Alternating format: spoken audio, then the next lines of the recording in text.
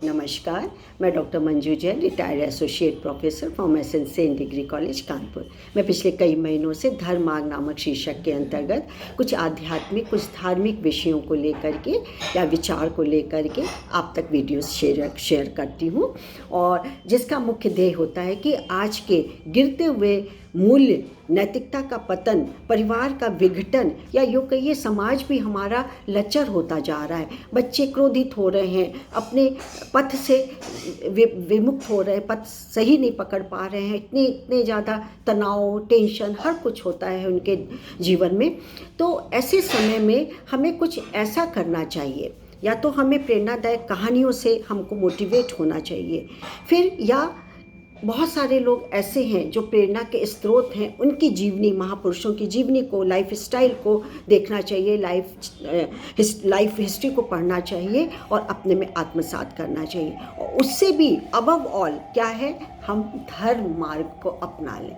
धर्म मार्ग एक ऐसा मार्ग है जिसमें चल करके कभी भी विचलित नहीं होता, ना मन, ना शरीर, ना इमोशंस, ना हमारा दिमाग, कुछ भी नहीं। हमारा शरीर भी प्योर हो जाता है, चारों तरफ एक ऐसा अच्छा ऑरा हो जाता है जिसके तहत हम कभी भी विमुख या पथ विमुख नहीं हो पाते। तो चलिए, आज भी मैंने एक ऐसा विचार निकाला है जो हम सबके लिए उपयोगी है, लाभान्वित जरूर होंगे। तो शीर्षक है कर्म का महत्व, और इसको हम तक लाए हैं श्री राम कुमार शुक्ल जी। राम कुमार शुक्ल जी, आपको बहुत बहुत धन्यवाद कि आपकी बात में जन जन तक रख रहे हैं। चलिए, कर्म का महत्व देखते हैं क्या है।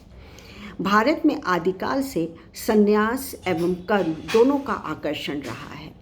इसका कारण भी है क्योंकि भारतीय चिंतन वेद पर आधारित रहा है, और वेद क्या है? वेद कर्म एवं संन्यास दोनों को महत्व देता है। धर्म, अर्थ, काम, मोक्ष होता है, उसमें हमको पुरुषार्थ के अंतर्गत अपना आचरण करना चाहिए। प्रवर्तत च निवृत्त च द्विविधम कर्म वैदिकम, आवर्ते प्रवत्तेन निवृत्तेन श्नुते मृतम, अर्थात दोनों ही वैदिक हैं, परंतु कर्म मार्ग से संसार में आगमन होता है तथा निवृत्त मार्ग अर्थात संन्यास से मोक्ष पाकर अमृत का भागी होता है। कर्म के समर्थन में कहा गया है कि यो अध्रुवेणात्मना नार्थो न धर्म न यशः पुमान, एते भूत दया स शौच्य स्थावरे रपि, अर्थात जो इस नश्वर से न धर्म, न अर्थ, न यश कमाता है और न प्राणियों पर दया कर उनके कष्ट दूर करता है, तो ऐसा व्यक्ति शोचनीय है।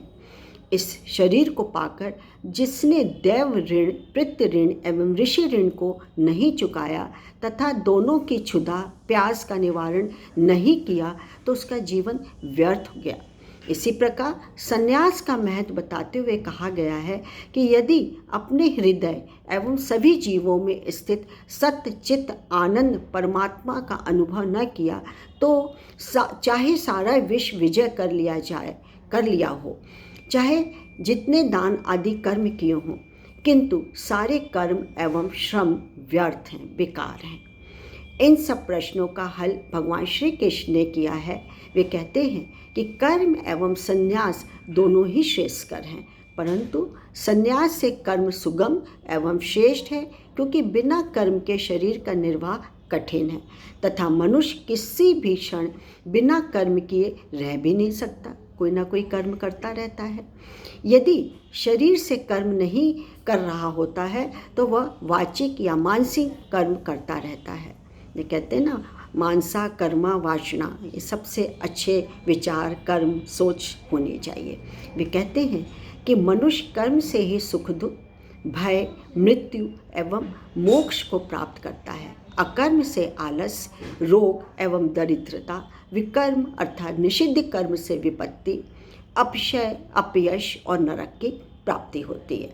अतः मनुष्य विहित कर्म को अहंकार एवं फल की कामना से रहित होकर भगवान को अर्पण करते हुए करे तो वह मोक्ष को प्राप्त कर सकता है। निष्काम कर्म से मन का कलुष मिटता है, अनावश्यक एवं अपवित्र विचार से चित्त मुक्त रहता है। कर्मशील व्यक्ति समाज के काम आता है एवं समाज से आदर भी प्राप्त करता है। अतः हमें अंतिम सांस तक विहित कर्म करते हुए जीवन को सार्थक बनाना चाहिए। इसी में हमारा लौकिक एवं पारलौकिक कल्याण निहित है। धन्यवाद शुक्ल जी, बहुत सुंदर विचार हैं। और मित्रों, आपको अच्छा लगा हो तो लाइक और शेयर करिएगा। तब तक के लिए मुझे आज्ञा दीजिए। नमस्कार। Thank you.